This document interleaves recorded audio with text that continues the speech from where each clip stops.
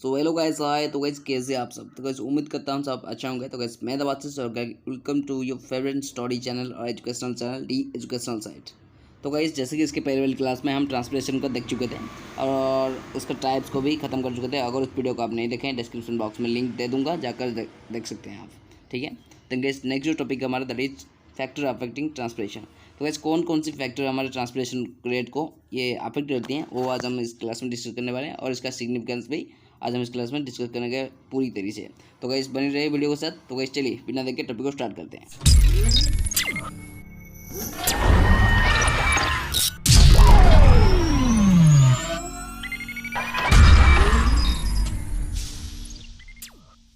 तो guys factor affecting translations. तो guys translation को जिस भी फैक्टर अफेक्ट करती हैं वो सब फैक्टर होते हैं जिसकी इसका रेट को डिक्रीज करते हैं और इंक्रीज करते हैं, वो सभी इसका फैक्टर होते हैं। ठीक है, the rate of translation is influenced और affected by different factor are described below. तो गाइस हमारे ट्रांसलेशन का जो रेट्स होती हैं और डिफरेंट फैक्टर के दौरान, तो guys different type of factor होते हैं जो कि हमारे ट्रांसलेशन रेट्स को अफेक्ट करती हैं। तो गाइस कौन कौन सी होते हैं देखते हैं फर्स्ट। तो गाइस फर्स्ट में आते हैं सेलुलर फैक्टर। ठीक है, तो गाइस सेलुलर फैक्टर कौन कौन से होते हैं। तो गाइस सेलुलर फैक्टर जो होते हैं guys, the cellular factor which affect the translation the orientation of leaf. तो गाइस फर्स्ट होती है लीव्स का जो orientation.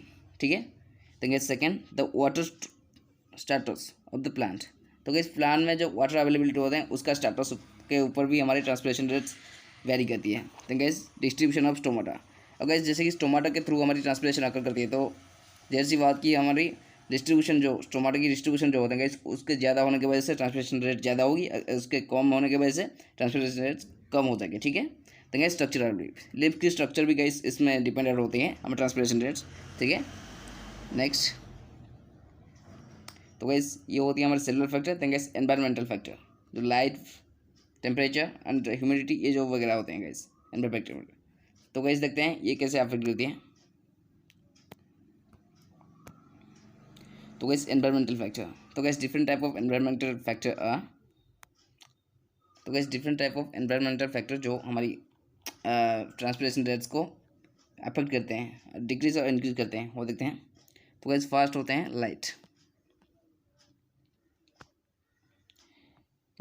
The stomata open during the day and in the night it is close. In the presence of light it is directly proportional to the rate of the translation. तो guys जैसे कि आपको पहले बताया, stomata जो होते हैं guys हमारे डे में ये ओपनिंग रहती है जो ट्रांसलेशन होती है। अगर इस ओपनिंग के दौरान हमारे ट्रांसलेशन अगर करती है, बल्कि गाइस क्लोज होने की वजह से ट्रांसलेशन स्टॉप हो जाती है। अगर हमारे स्टोमाटा जो होते हैं गाइस ड्यूरिंग डे पीरियड में ये ओपन होती है, इसलिए गाइस ट्रांसलेशन रेट्स ज़्यादा होती है। और गैस नाइट में ये क्लोज रहती है। ओके गैस, बल्कि गैस हमारा टमाटर की ओपनिंग जो होते हैं गैस जो लाइट पीरियड में, ये light is directly proportional to the rate of the translation, क्योंकि गैस डे पीरियड में लाइट होती है और गैस लाइट होने की वजह से हमारे टमाटर ओपन होती है और ट्रांसलेशन रेट्स इंक्रीज होती है। इसकी वजह से गैस लाइट जो होते हैं गैस हमारे ट्रांसलेशन रेट्स की तरफ ये डायरेक्टली प्रोपोर्शनल होते हैं। ठीक है, the next temperature. In higher temperature lower the relative humidity and open the stomata even in the darkness। so guys temperature high होने की वजह से गैस हमारा डार्क और रिलेटिव ह्यूमिडिटी जो होता है गैस इसके वजह से ये लोअर हो जाने की वजह से हमारा डार्कनेस भी इस टोमाटो जो होते हैं गैस ओपन होती हैं। फिर से मैं बता देना चाहता हूँ गैस, क्योंकि हायर टेम्परेचर में हमारा रिलेटिव ह्यूमिडिटी जो लो हो जाती है उसके दौरान गैस डार्कनेस पीरियड में भी हमारा स्टोमाटा ओपन होती है। और गैस इसी तरह जैसे कि स्टोमाटा ओपन हुआ देन गैस ट्रांसलेशन अकर होती है, ट्रांसलेशन इंक्रीज होती है। तो गैस इसीलिए गैस टेम्परेचर भी गैस हमारे ट्रांसलेशन रेट्स को डायरेक्टली प्रोपोर्शनल करती है। ठीक है, तो गैस रिलेटिव ह्यूमिडिटी क्या होती है, the amount of water vapour present in a air at a particular time and temperature is expressed as a percentage of amount required for a saturation at a time and temperature.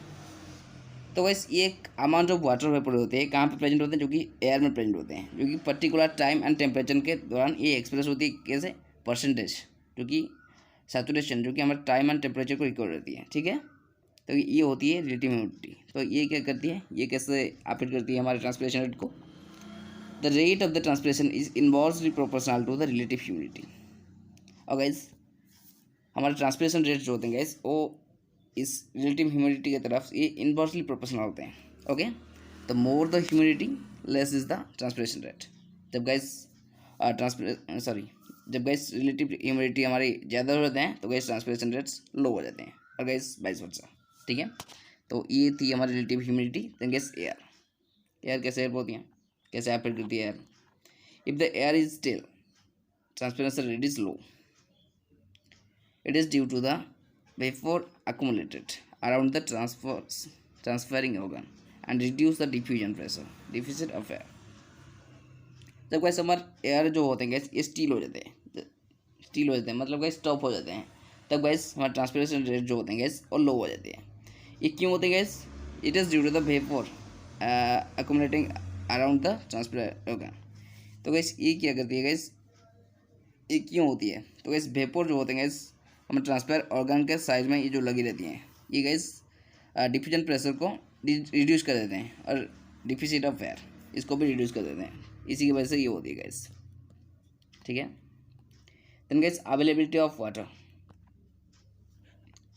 The transpiration rate is directly proportional to the absorption of water by roots from the soil. Okay, तो guys transpiration rate जो होते हैं guys ये directly proportional करते हैं किस पे? हमारा ऑब्जर्वेशन ऑफ वाटर जो कि इस रूट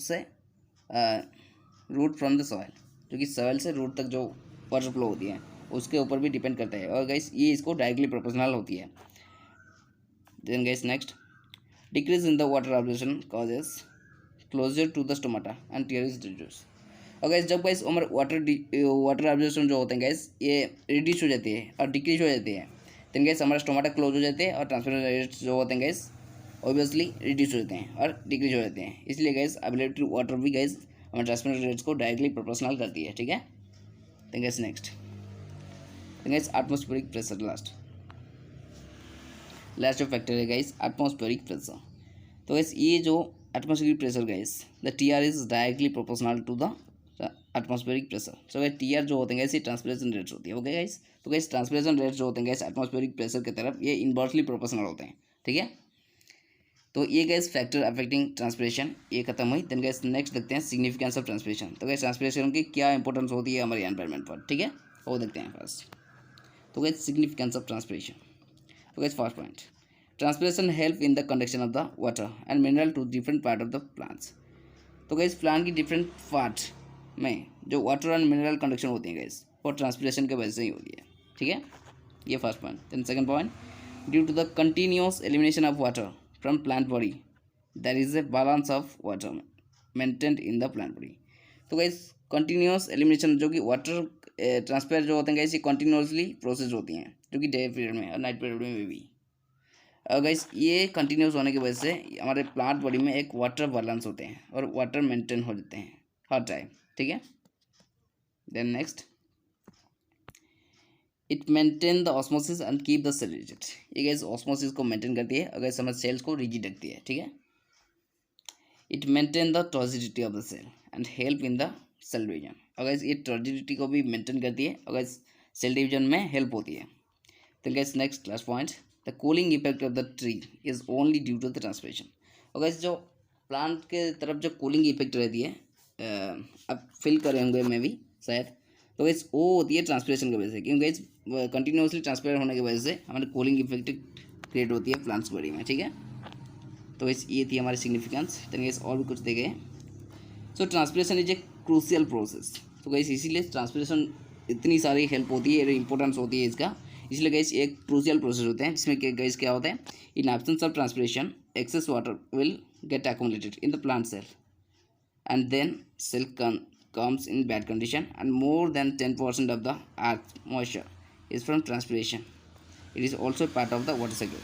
तो क्या होता है गैस, ट्रांसपिरेशन एक क्रूशियल प्रोसेस होते हैं। तो गैस जब गैस ट्रांसपिरेशन के अगर हम बात करें गैस, अगर एब्सेंस हो गई ट्रांसपिरेशन तो गैस एक्सेस वाटर जो होते हैं गैस प्लांट बॉडी में वो अकोमोडेट होते हैं और गैस प्लांट सेल और इसका लीव्स और इसका जो भी सेल्स होते हैं वो बैड कंडीशन में चले जाते हैं और obviously plant can not be grow. ठीक है, तो gas more than 10% of the earth moisture. तो गैस अर्थ मॉइस्चर की मोर देन 10% जो होते हैं इस ट्रांसपिरेशन के होते हैं, और it also part of water cycle. तो गाइस ये वाटर साइकिल का भी एक पार्ट होती है, ठीक है।